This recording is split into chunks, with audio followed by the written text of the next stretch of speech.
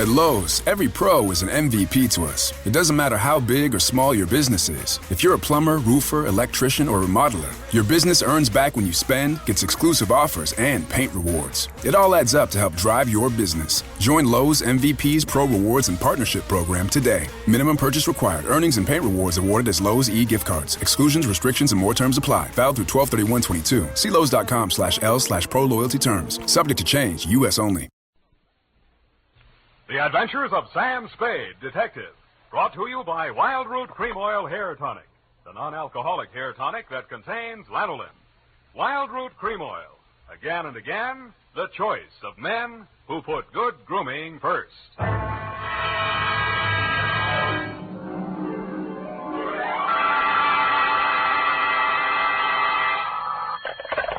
Spade Detective Agency. Bernadine, anything wrong? You sound almost human. It's not Bernadine, Sam. It's me, Effie. F. But I'll tell Bernadine about your compliment. How are things? Well, I've made out as best I could. I don't want you to think that I begrudged you a vacation. After all, you have worked hard. You did deserve it. Sam Spade, is that all you have to say to me? I'm not putting the blame on you. After all, it is a state law, so I can hardly accuse you of letting me down at a time when I needed you most. Well, you might at least ask me if I had a good time. I'm sorry if your conscience bothered you. Oh, well, it didn't. I had a divine time, and I met all sorts of interesting people. Mostly men. You don't say. What else? Well, it was this desert ranch, with a lot of buttes around. You mentioned those. No, Sam, no. They're the result of erosion. Those outdoor types, they go to pieces. Sam, are you pulling my leg? Not over the phone, Effie, but stay where you are. I'll be right down to look at your snapshots. And when you have the time, I'll dictate my report on the missing Newshawk caper.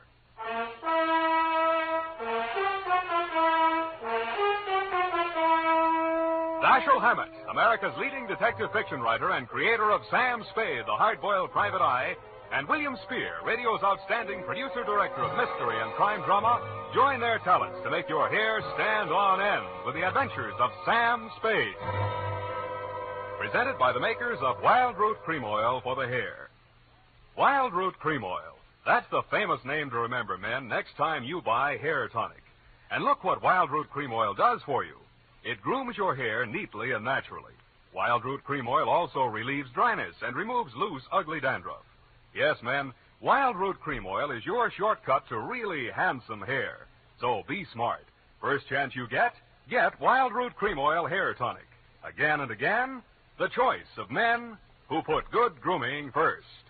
And now, with Howard Duff starring as Spade, Wild Root brings to the air the greatest private detective of them all in the Adventures of Sam Spade.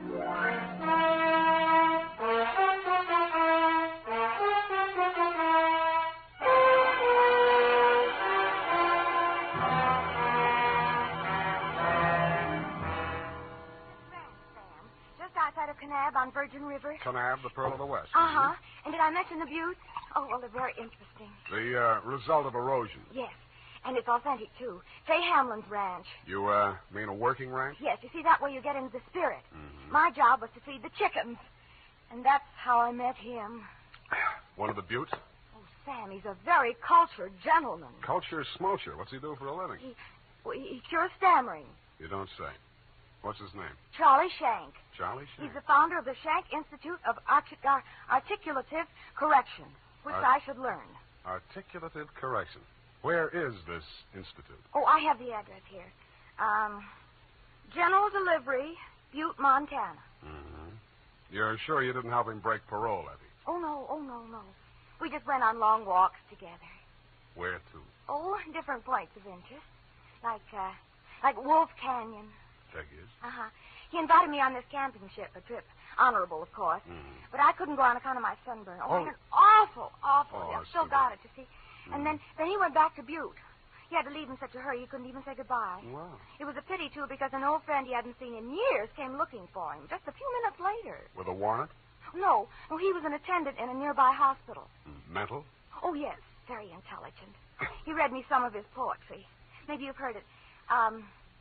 A loaf of bread, a jug of wine, and thou. Wait a minute. Isn't that the Rubaiyat of Omer Khayyam? That was written by a guy named Fitzgerald. Well, of course. That's his pen name. Quite a penman. Yes, but he's paid his debt to society. And the other time it was a bad beef. Oh, He told me all about it. Yes. He cried on my shoulder afterwards. Sweetheart, when you make a mistake, it's a beaut. Sam, nothing happened. Well, I'm glad he cured you of stammering anyhow. Ready? Oh, yeah. I got a brand Work, new you notebook. know. Life goes on. I got a brand new notebook, Sam. I'll just turn over a new leaf. Not a bad idea, dear. Date July 18 to Mr. Alex M. Youngblood. Try that again. Mr. Alex M. Youngblood, P.O., Box 317, San Francisco, from Samuel Spade, license number 127596. Dear Mr. Youngblood, I need a vacation myself. You need Charlie Shanks. So I'm tired, Sam. Fortunately, until I met you, my only experience with any of the men and women who make your newspaper run had been with one of your corner newsboys who shortchanged me 2 times within as many days. I have not read your rag since. But your name looked imposing, and so did the $300 check upon which you had written it.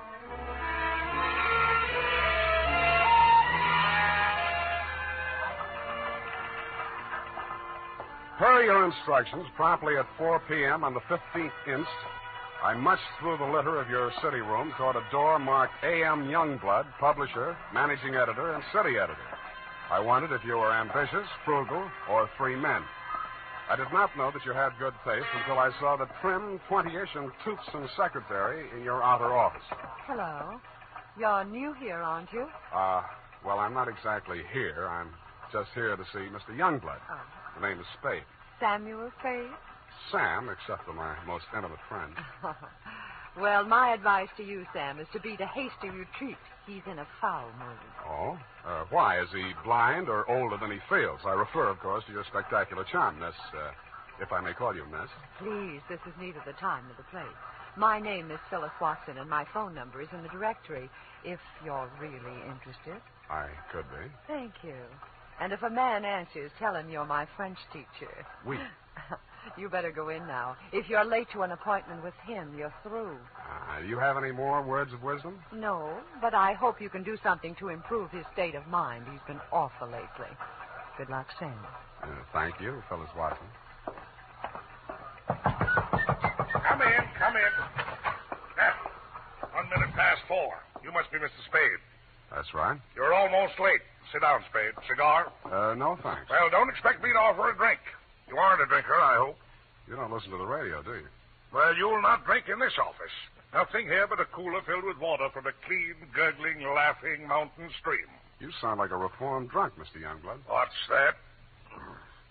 Well, it was a good many years ago. If you don't mind, I'll just paste up the weather report for my morning edition before we talk. Oh, you do that too, huh? Yes, obviously. And with good reasons.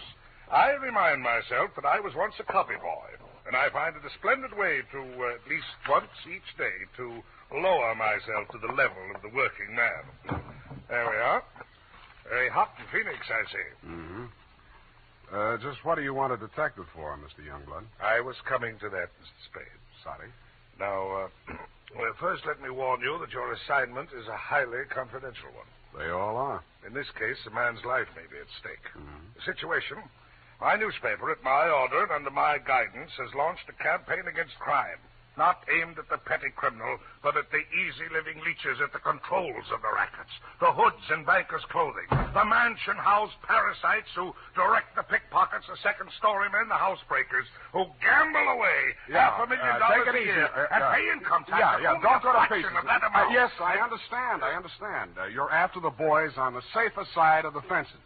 Well, nicely put, Spade, yes. Thank you. Well, the long and short of it is this. The author of the expose series, Ray McCulley, my top crime reporter, has been missing for 2 days. I want you to find him. What makes you think he's still alive? Good heavens, Spade. Why must you suggest that he isn't? Because if I were a mansion-housed parasite in danger of being unhoused by a newshawk, I'd see said newshawk standing in a cement block on the bottom of the bay. I will accept that only when no stone has been left unturned. Every straw and every haystack has been searched. Every... nook and cranny? Yes. Sounds as though you need at least one police force, Mr. Youngblood. Now, why don't you just... No. Impossible. We've already had a brush with the police over the expose. I'll not be dictated to at this stage of the game. I started this investigation, and I'll finish it alone. Well, it's a pretty big order, Mr. Youngblood, but times are tough. I'll see what I can do. Good. I hereby turn over to you all the resources and power of this, my newspaper. When one of my reporters is in trouble or danger, sir, I will spend every penny of my fortune, if necessary, to deliver aid and succor to his side.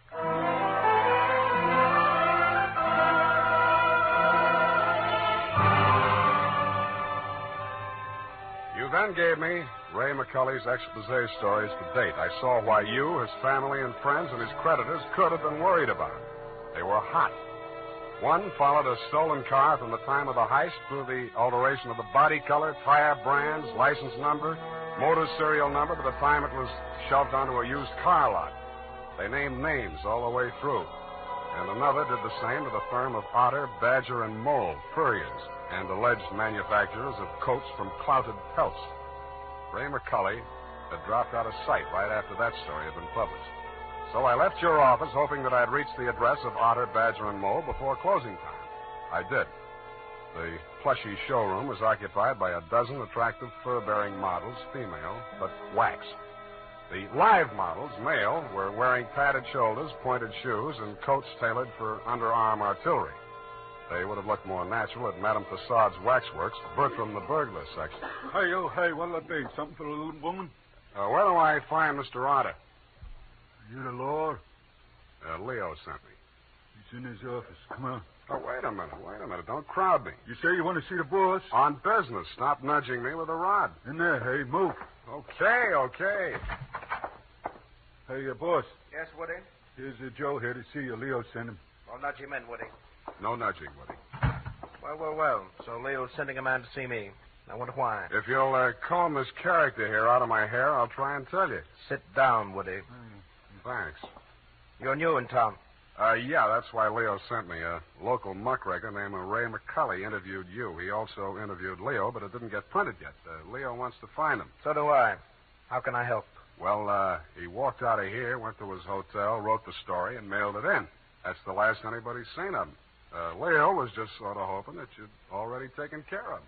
Not yet. That's all I wanted to know. Thanks. Just a moment. Yeah? Leo's sending you out alone? Why not?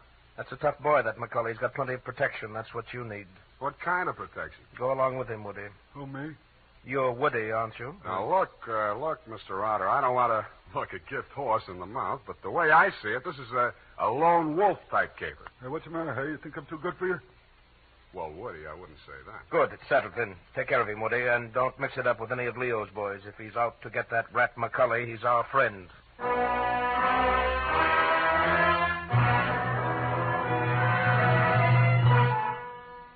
I was beginning to wonder who Leo was. I'd grabbed the name off a calendar on the wall, Leo's Van and Storage. I didn't know whether he was the Leo Mr. Otter didn't like, and I hoped I wouldn't find out. The best way I could think to keep from finding out was to shake Woody. On the way uptown, I walked him past 4 police stations. Crossing Market Street, I pushed him straight into the arms of a traffic cop who begged his pardon and let me off with a warning.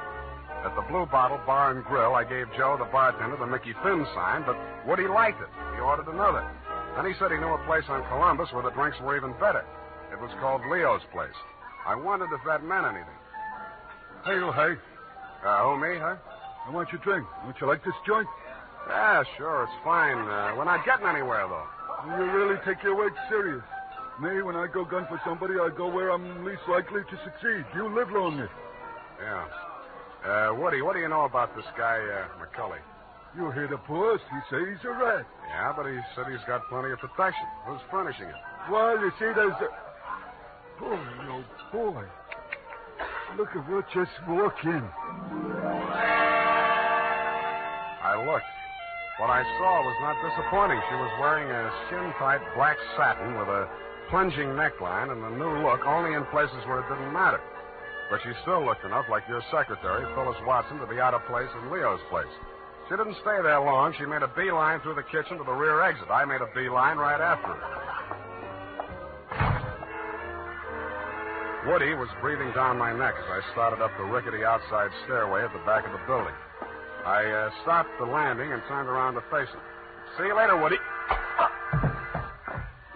I didn't wait to see if he made it all the way to the bottom of the stairs. I was more interested in what was going on at the top.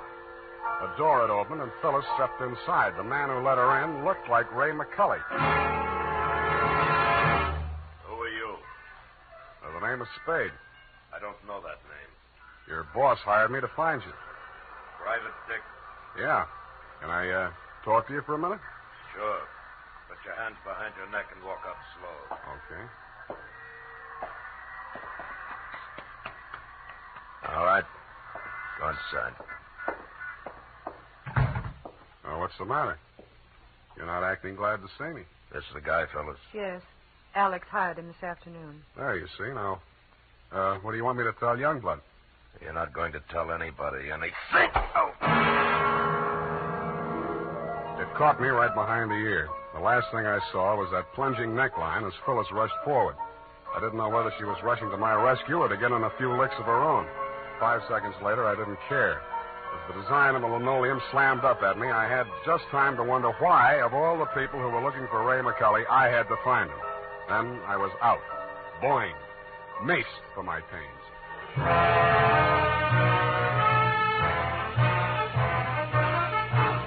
The makers of Wild Root Cream Oil are presenting the weekly Sunday adventure of Dashiell Hammett's famous private detective, Sam Spade.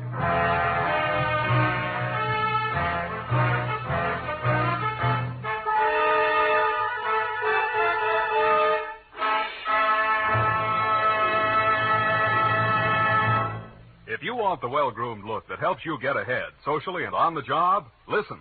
Recently, thousands of people from coast to coast who bought Wild Root Cream Oil for the first time were asked dryness and removes loose dandruff. What's more, non-alcoholic Wild Root Cream Oil is the only leading hair tonic that contains soothing lanolin. So ask for Wild Root Cream Oil Hair Tonic.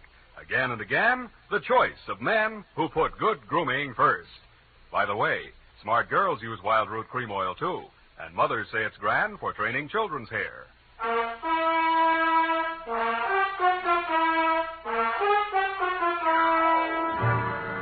And now, back to the missing Newshawk caper. Tonight's adventure with Sam Spade.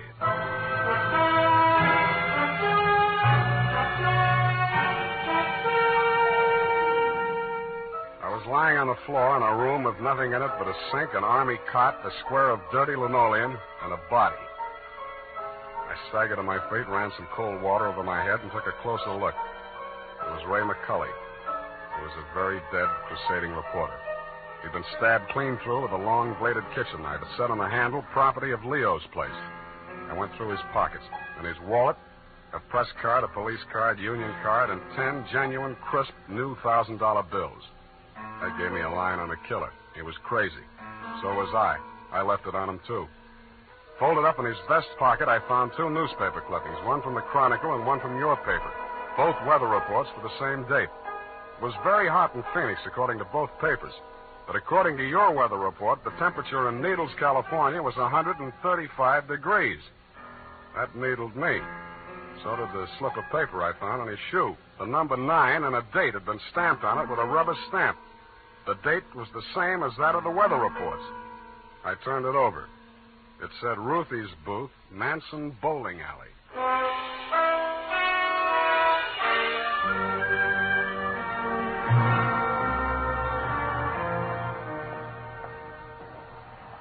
Don't tell me yet. You're the cigar type. Coronas or Panicellas? Thanks. I'm just shopping. I got a nice line of notions.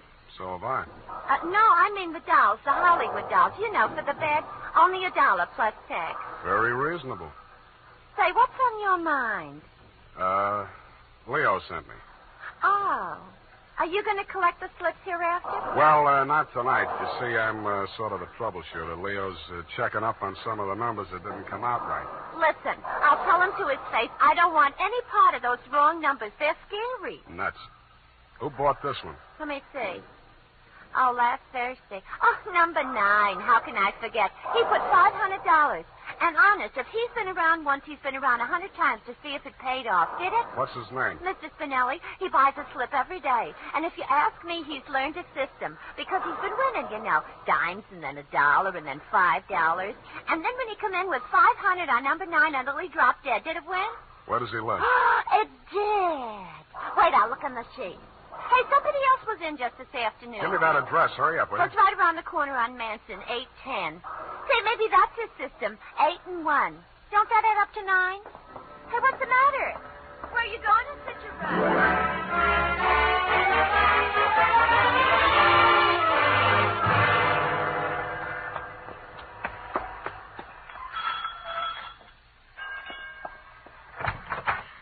Please, come back later. Tomorrow. Next week. Are you Mrs. Spinelli? Yes, please. I had so much trouble. Is your husband home? Oh, my poor man. They take him away. He's dead. Oh, I'm sorry. How did it happen? Who are you? I'm a detective. Maybe I can help you. May I come in? All right. Come on.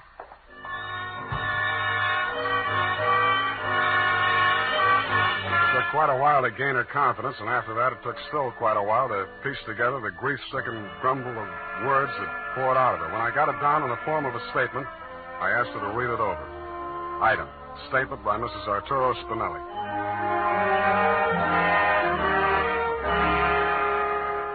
All the time he played those numbers, I told him they're just a bunch of gangsters. They don't let you win. Then he met this man McCulley, a writer for the newspaper. My husband says this man shows him how to win. He wins and wins. Then he goes to the bank and takes out all our savings. I begged for him not to do it. But no, he was greedy. And this McCulley poisoned his mind. Sure, he won. He brought the money home in his hand. $10,000. I don't want it. I'm scared. I took it while he was sleeping with wine and gave it to the men. I tell him all I want is the 500. He tried to tell me we do good. We help catch the big gangsters. I say we don't want to do so good we get murdered in our beds. So he says, okay. But if I change mine, here is address. I don't change my mind. Because already my husband, he is dead. At home. Stabbed. No, I don't change my mind.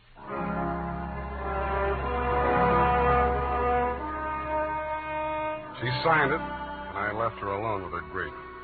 I wasn't working for you anymore, Mr. Youngblood. You hired me to find you a reporter, and I had. And I wished I hadn't. The rest of it I did for myself.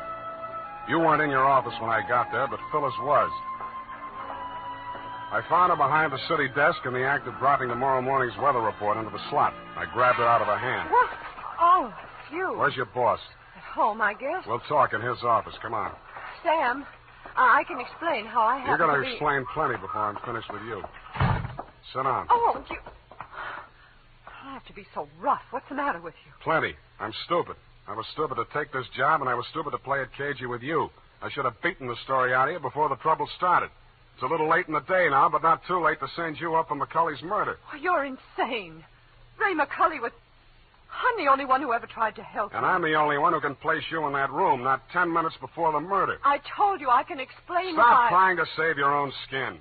Spinelli was only one of a 500,000 poor dumb yucks that lose their nickels and dimes and dollars every day in the policy racket. Only he had the bad luck to win.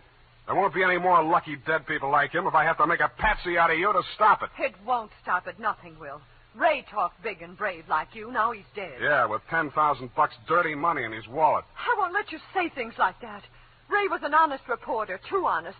He thought Youngblood meant what he said about that cleanup campaign. Yeah, he did. He wanted to run this town by himself, clean up his competition. When Ray started collecting material on the numbers racket, he still thought Youngblood was on the level. But that was before he stumbled onto the thing about the weather report. Yeah, that was a new one. The old Dutch Schultz mob used to add up the stock market quotations. If they cheated, they knew their customers weren't good enough at arithmetic to prove it. But who knows how hot it is in Phoenix unless they live there. I don't know what you're talking about. Listen, that's how the number game works, sweetheart. The suckers pick a number from 1 to 10, see? The operators tally up the slips, and the least popular for that day has to win. The weather report doesn't have to pass through the copy desk, and with Youngblood pasting it up with a few strategic corrections, it was easy to make their winners look as if they were on the level. But, of course, you had no way of knowing that. You only watched them do it day after day. You know, I couldn't understand why he did those things. It seemed silly falsifying a weather report, but it didn't seem as if it could do any harm. What did you meet McCulley for? To get your cut of the 10 grand Spinelli was killed for? How dare you? I went there to warn him about you. Who killed him? I don't know. You're lying. All right, I'm lying. But I can prove that Ray was on the level. I've got the proof right here. The whole story he wrote on the numbers racket, even naming Youngblood as the head of it, his own publisher. I went there to get it. I was going to take it to another newspaper. Why didn't you? I can't tell you that. You don't have to. Mrs. Spinelli was confused, grief-crazed. She had to put the blame on somebody, and when she did, she got her revenge the only way she thought she could. She may have been right about that, but she killed the wrong man. Why didn't you tell me you knew who killed Ray? I wanted to give you a chance to tell me yourself. I'm glad you didn't.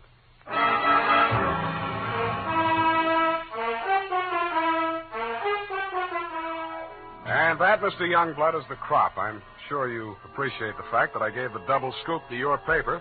Like Mrs. Spinelli, I have my own ideas of vengeance. Besides, it may up your circulation a little, and you can certainly use a little extra money for your defense. By the way, who's Leo? Period, end of report. But, Sam. Yes, Effie. I thought Mrs. Spinelli killed Ray McCulley. The vacation helped. You were absolutely correct. Mrs. Spinelli killed Mr. McCulley, if you'll pardon the expression. But why did she kill her husband? I was wrong. The vacation didn't help. You mean she didn't? She killed McCulley to avenge the murder of her husband. You mean Mr. McCulley killed Mr. Spinelli? Effie, stop. I'll go mad. Oh, you need a vacation, Sam. Look, type that up. The clatter of the keys may stimulate you to further cerebral activity. I beg your pardon, Sam? Brain work. Now, shoot. Oh, brain work. Oh, well, you know best. Tonight, men, or first thing tomorrow, get Wild Root Cream Oil and see what wonders it does for your hair. Notice how easy it is to apply.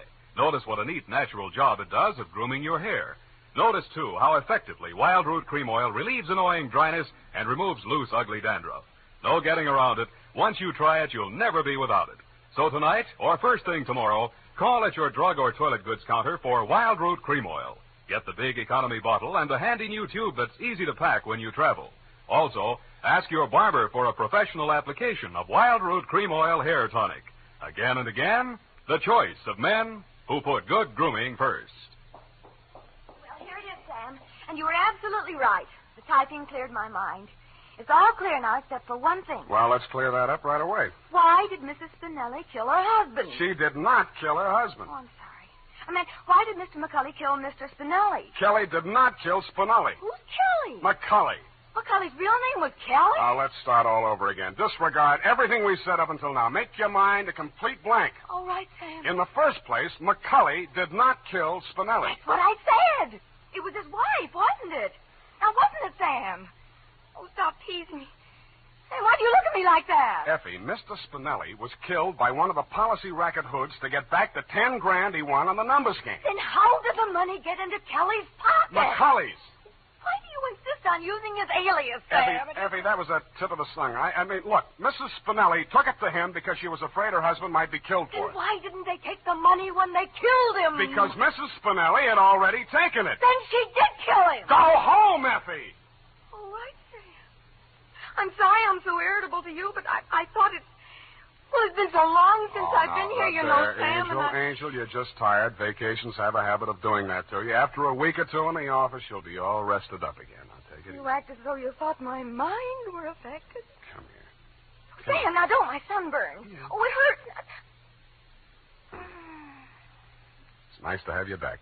You look good, too. All tanned and healthy. Your roof. It's great. I think my nose is peeling. Well, don't pick at it. Good night, Sam. Good night, sweetheart.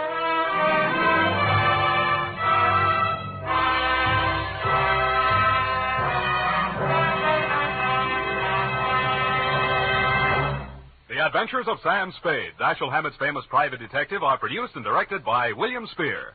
Sam Spade is played by Howard Duff. Lurene Tuttle is Effie. The Adventures of Sam Spade are written for radio by Bob Tallman and Gil Dowd, with musical direction by Lud Gluskin. Gil Dowd directed tonight's broadcast in William Spier's absence. Join us again next Sunday for another adventure with Sam Spade, brought to you by Wild Root Cream Oil. Again and again, the choice of men who put good grooming first. This is Dick Joy reminding you to... Get Wild Root Cream Oil, shine your hair in trim. You see, it's non-alcoholic Charlie. It's made with soothing lanolin. You better get Wild Root Cream Oil, Charlie. Start using it today. You'll find that you will have a tough time, Charlie, keeping all the gals away. Hiya, Baldy. Get Wild Root right away. This is CBS, the Columbia Broadcasting System.